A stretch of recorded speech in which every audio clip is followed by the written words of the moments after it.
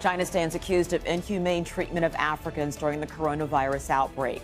That includes forceful testing, quarantine, and evictions. So is this just another form of racism, or is Beijing just trying to curb the pandemic? This is Inside Story.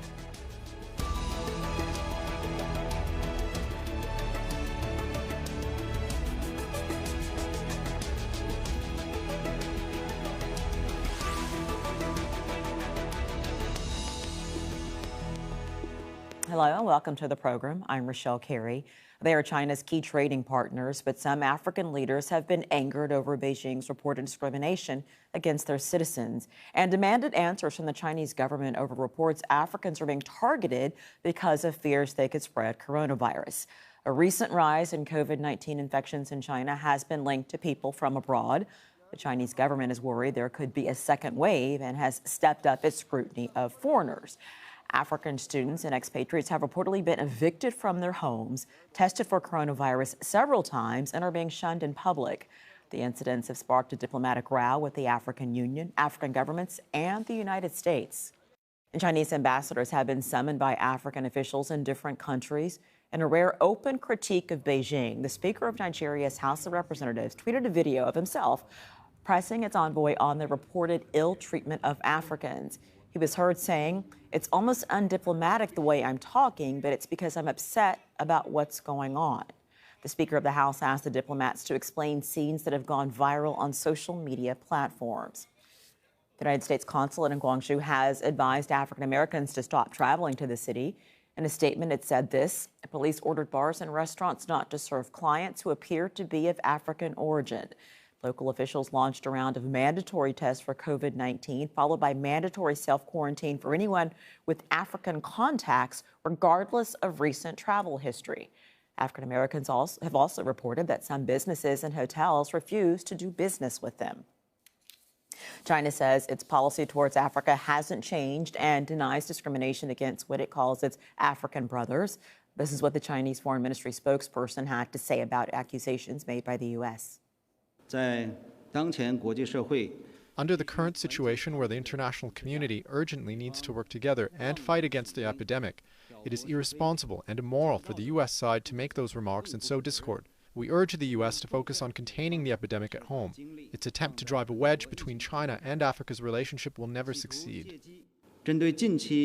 In response to the recent African side's concerns regarding their citizens in Guangdong province, the Guangdong authorities have already conducted an investigation and taken a series of new measures. We believe that the issue will be properly solved through the joint efforts of China and Africa.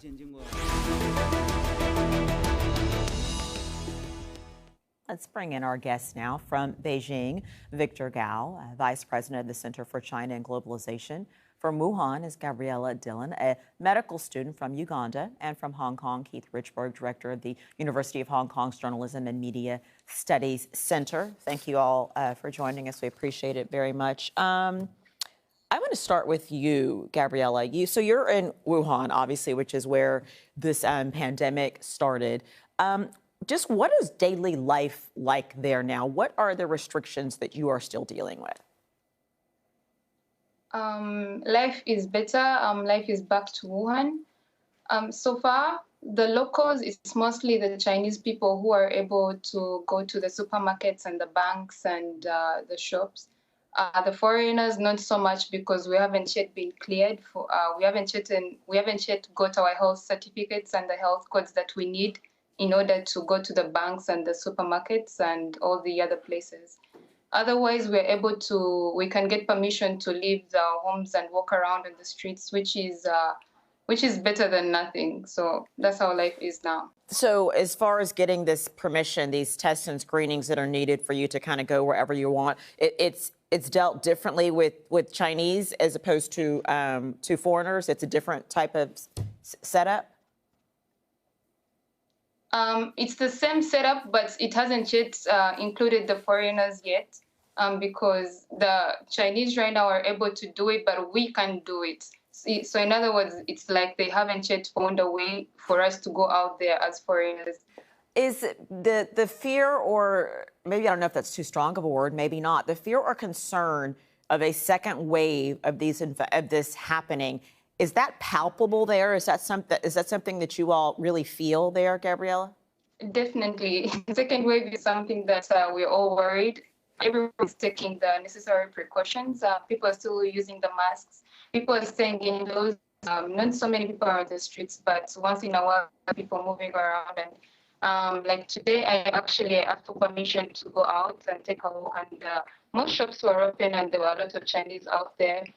But definitely, everyone is still taking the necessary precautions to keep safe. But people, the Chinese, still staying indoors.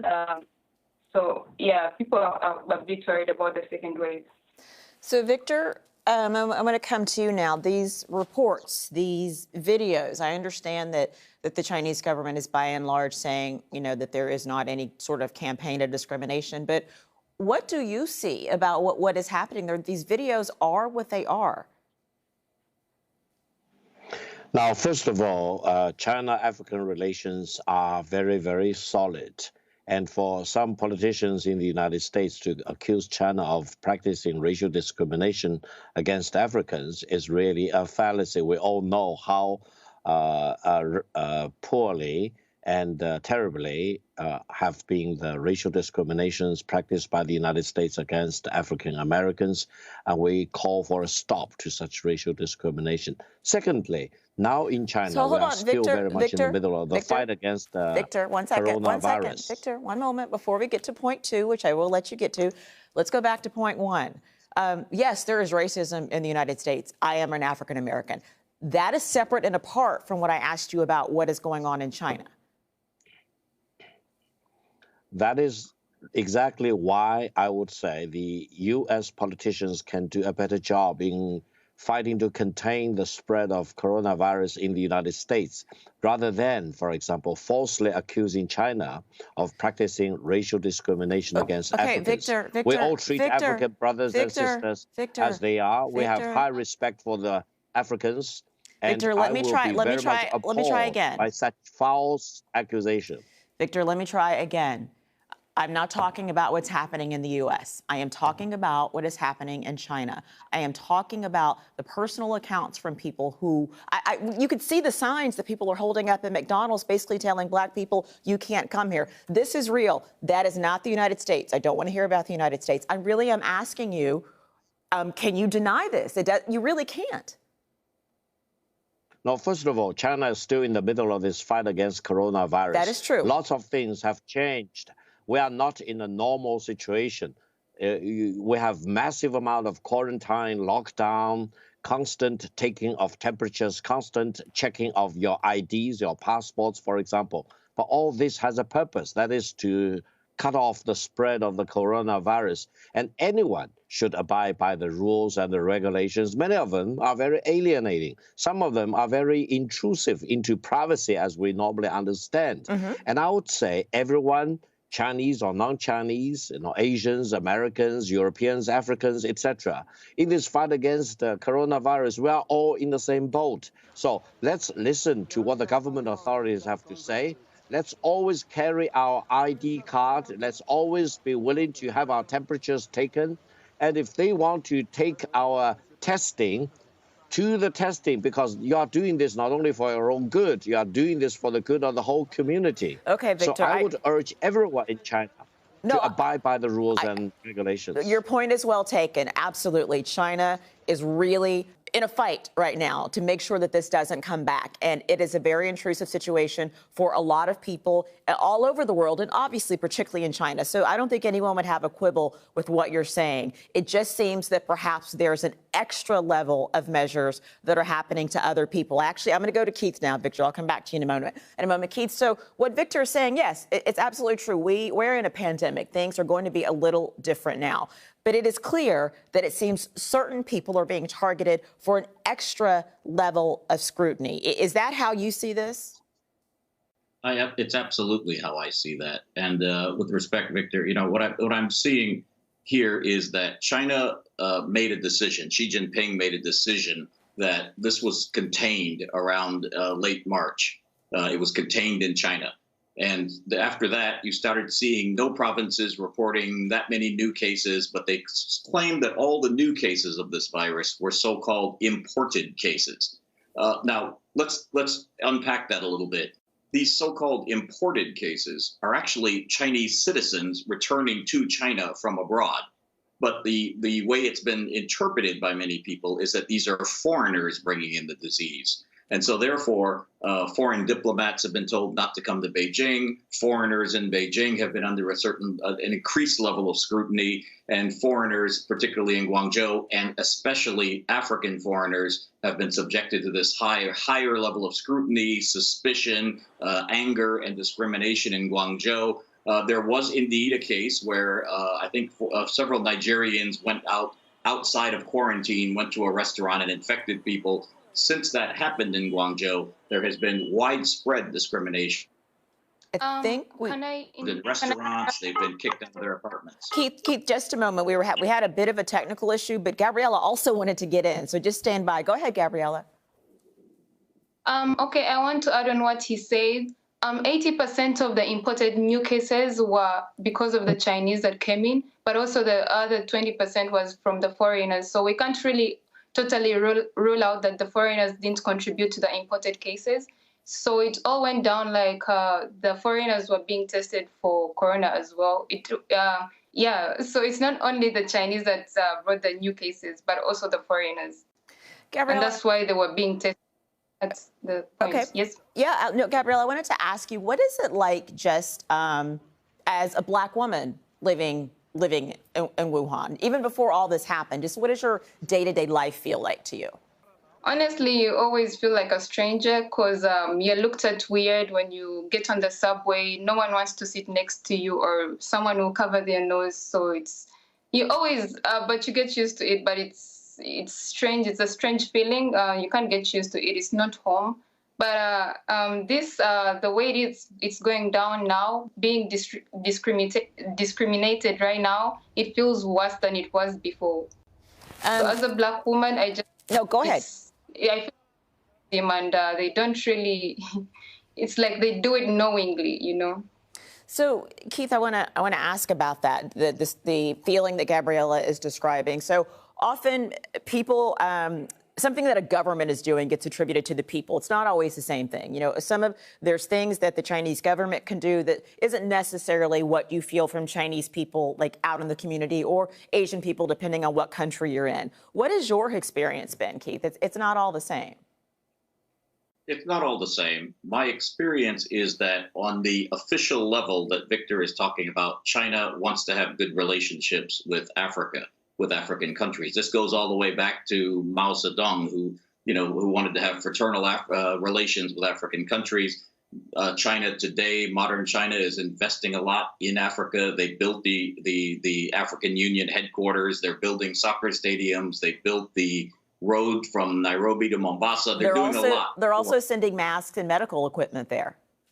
They're sending masks and medical equipment. So on an official level, China has great relations with Africa. They want good relations with Africa. On a person-to-person level, a lot of Chinese, many, I'm not saying 100%, but many still discriminate against Africans. They see Africans as inferior. If a Black person like myself, who's from the United States and speaks English, wants to go teach English in China, we would be turned away because we're not white. They think an English teacher should be white. They're discriminated against in many different ways. African students are discriminated against. They talk about it. Africans in general are seen as criminals. I've gone to Guangzhou, to the area that they call Little Africa or Chocolate City. Africans have told me that they're constantly stopped and harassed for their ID and for their passports. It's very hard for them to rent places. So on a person-to-person level, there is a lot of discrimination. When you bring this topic up to Chinese officials, I'm afraid, and I'm sorry, Victor, but the answer is always, yes, but you have discrimination in the United States, too. So it's always kind of a whataboutism. What about your discrimination against the Blacks in the United States? It's always that answer without addressing the fact that, for example, they had a New Year's Eve presentation a couple of years ago for New Year's Eve where they did skits with Chinese wearing blackface and dressed as animals and dressed as monkeys. And they put this on the air. on CCTV, and they thought this was okay. So they have a kind of an unconscious discrimination when they don't realize it. Victor, I want to bring you back in the conversation, and your point is well taken. Yes, there is racism in the U.S., and unfortunately, something that is happening now is that many Asian Americans are being targeted because of their ignorance about COVID-19, and that's an awful thing, and it absolutely should not be happening. However, the fact that there seems to be, at least, and we were hearing it from Gabriella and Keith, there is the same type of, at least some level of discrimination happening in China too. How can you not acknowledge that? No, first of all, in the Chinese history, there has been never any institutionalized discrimination based on color. That's very, very important. And this sets China apart from many other countries which have institutionalized injustices based on color. Secondly, I disagree with the other panelists. I think China is a big country. We have 1.4 billion people. Of course, different people have different opinions, of course, but I think China as a whole condemns discrimination of all kinds, especially discrimination based on racial discrimination based on color. And in China, so let me ask, hold on. People around me, we do not distinguish people based on their color. Okay, I think color is an important part of human being, and they should all be respected. Victor, everybody sees color, so let's just put that to the side. But let me ask you this. If you're saying that perhaps this is happening, but you're saying that this is not something that is institutionalized, that if that's the case and the Chinese government isn't okay with it, why don't they put their foot down to make it clear that this is not acceptable and actually do something about it? No, I think China is one of the best countries in the world in terms of respecting Africans, for example, or people of color from all parts of the world, both as a government, as a society at large, and on a person-to-person basis. I commingle with lots of Africans, actually, in Beijing. Some of them work for CRI, the radio station. Some of them work at CGTN. We are very proud of our personal relations, and I do treat them, and they treat me as brothers and sisters. And I think I'm very typical of people in China who do see these people as equals, rather than, for example, having this false sense of superiority or inferiority. I think people of all colors, we are equal under God. Keith, the people that are experiencing this, and Victor makes a good point. Obviously, China is a very populous country. We're not trying to say that everybody is this way. Absolutely not. But these people's experiences are real. So for people that are experiencing this, what options, what recourse do they have? Look, very little. Look, when the virus struck in Wuhan, when people like Gabrielle were stuck there from Uganda, America took in planes to take their nationals out. Other countries chartered planes to take their nationals out. A lot of African countries, many of them poorer, did not charter planes to take their nationals out, and so they were kind of stuck there, and so they didn't really have a whole lot of recourse. A lot of them, I don't know about Gabrielle's situation, but a lot of students went there because they were given scholarships or they were invited in by the Chinese government. They were invited in to learn Chinese or to learn other skills. But when push came to shove, and I'm afraid this has happened in the United States as well, xenophobia has come to the top. This virus has caused a spate of xenophobia around the world, whether it's Thailand, the United States, Europe. People are closing borders and looking at other people with suspicion. Even Australia has closed its borders, saying we don't want any outsiders coming in. Chinese are reacting kind of the same way, except they've got this huge population of Africans living in Guangzhou who are now being looked at with suspicion. They're being looked at as virus carriers. They're being looked at as someone to be avoided because they might not be as clean. They might not be following the same rules as we are. And so they're someone to be avoided. And yes, that is happening in the United States against Asians, not only Chinese. All Asians are being discriminated against. Mm-hmm. But we're seeing xenophobia popping up everywhere, I'm afraid, because of this virus. Borders are closing. Do you think that this could have, and you talked about China has a big footprint in Africa, and we've outlined that. Do you think that this has the potential to have to sour diplomatic relations in any way, or is China's footprint just too big? I think it will sour diplomatic relations. I think, look, there's a huge population of Chinese in Africa. As this story gets out there and gets legs, seeing how Africans are being treated in China, you might see a backlash against many of those hundreds of thousands, if not millions, of Chinese living in Africa. There has already been a lot of backlash against Chinese in Africa. A lot of Africans are starting to say that China's big economic footprint in China is benefiting China more than it's benefiting Africa. A lot of countries are going into a lot of debt to pay for some of these big projects. The Mombasa to Nairobi Railroad, for example, could end up putting Kenya into a lot of debt that they can't afford. A lot of these countries are starting to say, hold on a second, we're not getting the jobs from these projects because they're employing Chinese to come over and do the job. So there's been a lot of criticism of China's footprint in Africa. And then when Africans start seeing how Africans are being treated in China, yes, you could have a very big backlash. This could set back China's Africa policy by many years. Victor, your thoughts on that? No, I don't think so. I think let's face the realities. We are all in this fight against coronavirus, and the coronavirus does not discriminate against races or countries or ethnicities. So this is the common lesson we all need to bear in mind. Let's get united to fight against the coronavirus, and let's abide by the rules of every government, every country as they are, because the strength of any defense line is actually determined by the weakest point. So if you have exceptions, for example, if you allow any group of people to disobey the rules and regulations, then the whole line of defense collapses. You have to look at the overall majority's interest. So I would not care whether it is Americans, Europeans, Japanese, Asians, for example, or Chinese, for example, they all need to abide by the rules.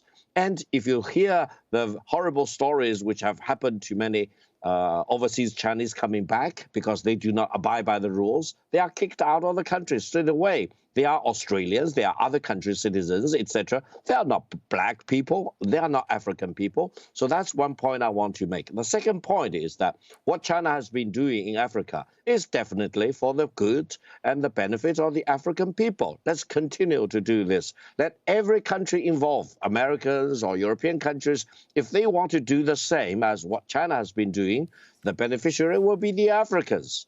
Okay. More roads are needed in Africa rather than less roads. Okay. That's the key point. Victor, Gabriela has been wanting to get in on this point. Go ahead, Gabriela. Yeah, you're saying what they're doing to the Africans is what should be done by every country. But according to what I know, most of the Africans went in for quarantine for 14 days. And when the 14 days were over, they gave them another 14 days. And they didn't do this for the Chinese people. Why? I feel like that's not something, if we're all equal and at the same level, then we should all be going through the same processes. You see what I'm saying? I feel like it's not the same thing when we are being given extra and extra things, that we're being tested twice, we're quarantined twice. It's nonsense. So, Gabriela, what do you see your future as there? Here, I'm hoping like in a month or so, we're able to access all these things. Because right now, we actually have to apply for the health code. But to get that, they need to monitor you for 14 days to make sure that you're not sick, so that they can be able to let you go out in the public and use all the banks and the supermarkets. Otherwise, I'm hoping to graduate next year and go back home, you know. I've lived here for 5 years and it has been fun, but it's good to go back home as well. Well, hopefully you will graduate and then we can have you back on and call you Dr. Gabriela. Thank you to all of our guests, Victor Gao, Gabriela Dillon, and Keith Richburg. And thank you for watching as well. You can see the program again anytime. Go to our website, aljazeera.com. You can also join the discussion on our Facebook page, facebook.com/AJ Inside Story, or Twitter. Our Twitter handle is @AJ Inside Story. From me, Rochelle Carey, and the entire team. Bye for now.